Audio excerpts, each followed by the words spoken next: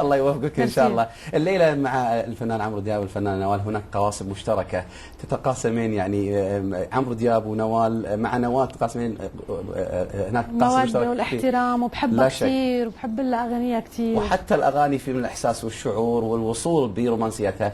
تتقاسمين مع عمرو دياب الجوائز العالميه ايضا ما شاء الله، فهذا شيء جميل جدا. مشاركه بالفعل رائعه راح تكون لك.